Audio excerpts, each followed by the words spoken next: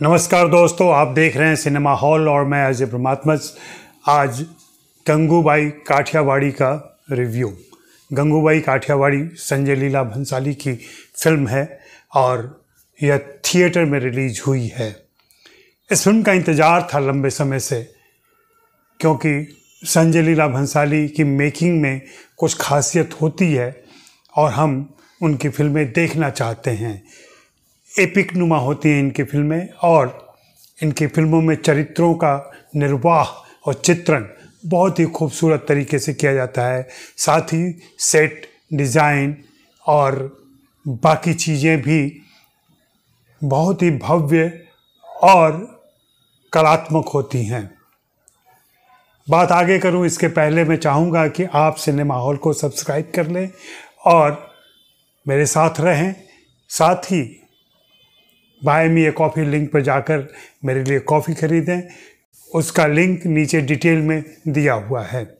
संजय लीला भंसाली की गंगूबाई काठियावाड़ी, यह हुसैन जैदी की एक किताब है, माफिया क्वींस ऑफ मुंबई। इसी के एक चैप्टर जो गंगूबाई के ऊपर है, उस पर ये फिल्म बनाई गई है। कहानी का विस्तार किया गया है, कहानी में कुछ चीज़ें जोड़ी भी गई हैं। मुंबई की बदनाम बस्ती कमाठीपुरा में गंगूबाई काठियावाड़ी रहा करती थी। यह रेड लाइट एरिया है, वेश्याएं रहती हैं यहाँ पर। गंगूबाई काठियावाड़ी इस इलाके में रहती थी और उनका दबदबा था। उसी दबदबे की कहानी को संजय लीला भंसाली ने बहुत रोचक तरीके से पर्दे पर पेश किया है। कुछ बैक स्टोरी जोड़ी है और कुछ और किंवदंतियों को उसमें शामिल कर दिया है। मुझे फिल्म बेहद रोचक लगी, इसलिए कि यह एक लड़की जो कह लें कि भगा कर लाई जाती है और फिर उसे कोठे पर डाल दिया जाता है और फिर कैसे वहाँ से वह लड़की आगे बढ़ती है और अपने दमखम से, अपनी इच्छा शक्ति से वह एक खास ऊंचाई हासिल करती है और फिर वेश्याओं के अधिकार, उनकी शिक्षा और उनकी इज्जत की लड़ाई लड़ती है। और इस बात के लिए वह समाज के ठेकेदारों को भी कटघरे में खड़ा करती है और यहाँ तक कि प्रधानमंत्री जवाहरलाल नेहरू से भी मुलाकात करती है। मुझे इस फिल्म के आखिरी 20-22 मिनट के दृश्य बहुत ही महत्वपूर्ण लगे हैं और वे गौर करने लायक हैं। एक तो जब गंगूबाई आज़ाद मैदान में जाती हैं और वहाँ नारी अधिकार पर चल रही बहस और चर्चा में शामिल होती है, जहाँ वो वेश्याओं के हक की बात करती है और अपने लिए कुछ अधिकारों की बात करती है। दूसरे, फिल्म के आखिरी 10 मिनट में वह प्रधानमंत्री से मिलती है, नेहरू जी से मिलती है और वहाँ अपनी बात रखती है। हालांकि जो सवाल वो वहाँ पूछती है, वह सवाल बहुत पहले साहिर लुधियानवी पूछ गए थे और उन्हीं की पंक्तियों को यहाँ गंगूबाई दोहराती है। पंक्तियाँ हैं, मदद चाहती है ये हव्वा की बेटी, यशोदा की हमजिन्स राधा की बेटी, पैगंबर की उम्मत जुलेखा की बेटी, जिन्हें नाज है हिंद पर वे कहाँ हैं। और सामने प्रधानमंत्री जवाहरलाल नेहरू बैठे हुए हैं।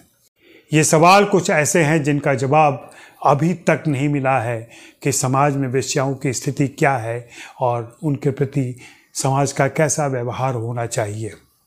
इस बात को दिखाने और बताने के लिए संजय लीला भंसाली ने गंगूबाई का चरित्र चुना है।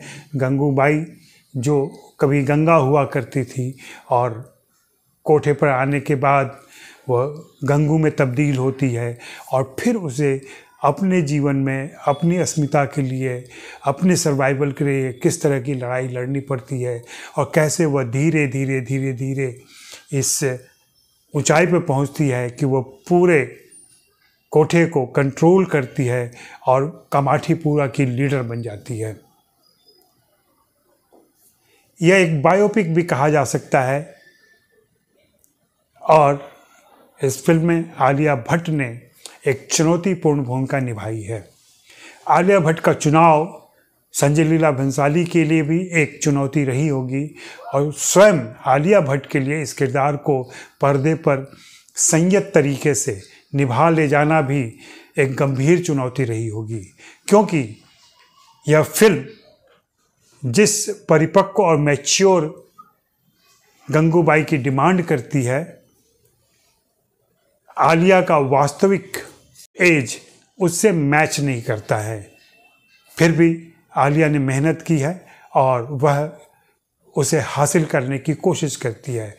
फिल्मों में कई बार ऐसा होता है कि कलाकारों को उनकी क्षमता से एक अधिक चुनौती वाली भूमिकाएं दे दी जाती हैं। उनमें जो समर्थ कलाकार होते हैं उन चुनौतियों को स्वीकार करते हैं और पर्दे पर उसे जीकर निर्देशक की उम्मीदों को पूरा करते हैं, उसके सपने को पूरा करते हैं। आलिया और संजय की यह जोड़ी यहाँ काम आई है। संजय लीला भंसाली वैसे भी अपनी फिल्मों में महिला किरदारों को बहुत ही स्ट्रॉन्ग और इंडिपेंडेंट दिखाते हैं। यहाँ भी इस किरदार के प्रति उनका रवैया वही है। हाँ, फिल्म में अजय देवगन भी एक खास भूमिका में है, रहीम लाला के, जो संभवतः करीम लाला से प्रभावित है चरित्र। और फिल्म पर गौर करें तो गंगूबाई को जो ताकत मिलती है, गंगूबाई जो शक्ति अख्तियार करती है, जो लीडरशिप हासिल करती है, वह इसी रहीम लाला की मदद से, जहाँ से उसे ताकत मिलती है। और वह अपने प्रतिद्वंदियों को, जिसमें रज़िया भी शामिल है, रज़िया बाई, उनको भी हराती है और सभी को अपना बना लेती हैं। फिल्म में छोटा सा एक रोमांटिक ट्रैक भी है और फिर स्त्री उद्धार की बातें हैं, सामाजिक मुद्दे हैं, इन पर भी बातें चलती रहती हैं। लेकिन मूल उद्देश्य जो मुझे लगता है कि वेश्याओं की स्थिति को लेकर है और जिसके लिए गंगूबाई प्रधानमंत्री से भी सवाल करती है और चाहती है कि वेश्यावृत्ति को कानूनी तौर पर स्वीकार कर लिया जाए, जिससे नेहरू उस समय इनकार करते हैं, लेकिन वे कहते हैं कि इस पर मैं एक समिति बिठाऊंगा। इस मुलाकात में प्रधानमंत्री गंगूबाई के नाम से परिचित हैं और वे इसकी तारीफ भी करते हैं काम की। इसकी वास्तविकता क्या है यह तो कोई इतिहासकार ही बता सकता है, लेकिन फिल्म में यह बहुत अच्छे प्रसंग के तौर पर आया है। फिल्म की सहयोगी भूमिकाओं में सीमा भार्गव और इंदिरा तिवारी उभर कर आती हैं और इन दोनों ने बहुत ही खूबसूरत और ज़रूरी भूमिकाएं निभाई हैं और आलिया के किरदार को एक सपोर्ट दिया है। फिल्म के कॉस्ट्यूम और सेट डिज़ाइन और लोकेशन, इनकी भी चर्चा होनी चाहिए, और ख़ास करके कैमरामैन सुदीप चटर्जी की। लोकेशन में उस पीरियड को लाने की कोशिश की। इस फिल्म में सिनेमा हॉल में लगे 2 बैनर दिखाए गए हैं। एक 14वीं का चांद जो कि 1960 में रिलीज हुई थी, और बाद में जहाजी लुटेरा दिखाया जाता है जो 1957 में रिलीज हुई थी। देवानंद की तस्वीर गंगूबाई के कमरे में है, वह देवानंद की दीवानी है। और फिल्म के एक दृश्य में जब पूछा जाता है लड़कियों के बारे में कि इनके माँ तो गंगूबाई है, पिता कौन है, तो वह कहती है देवानंद। थोड़ी हंसी भी आती है, लेकिन वह सीन अच्छा बना है। फिल्म कहीं न कहीं गुरुदत्त के प्रभाव में भी दिखती है और संजय लीला भंसाली पर गुरुदत्त के असर को हम जानते हैं, तो वह साया साथ चलता है फिल्म में। और इन 4 पंक्तियों में जो शायर लुधियानवी की हैं उसमें तो साफ तौर पर उभर कर आ गया है। हो सकता है भंसाली ने उनको श्रद्धांजलि दी हो। वैसे इस फिल्म में बिरजू महाराज को और लता मंगेशकर को अलग से श्रद्धांजलि दी गई है। इन दोनों के साथ इनका खास रिश्ता था। और अंत में एक सवाल मेरा है कि गंगूबाई में गंगू गू बड़ी ऊ होगा कि छोटी ऊ होगा, क्योंकि फिल्म का पोस्टर जो आया उसमें गंगू बड़ी ऊ के साथ है। फिल्म के अंदर जो पोस्टर और बैनर लगे हुए हैं वे भी गंगू हैं, लेकिन फिल्म के स्क्रीन पर जब फिल्म का शीर्षक उभरता है तो वह छोटी ऊ के साथ गंगूबाई है। क्या इतनी छोटी सी बात पर फिल्म की टीम ध्यान नहीं दे पाती है?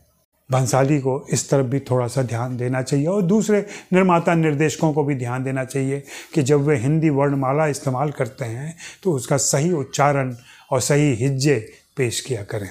शुक्रिया, मेहरबानी, धन्यवाद। फिर मिलेंगे।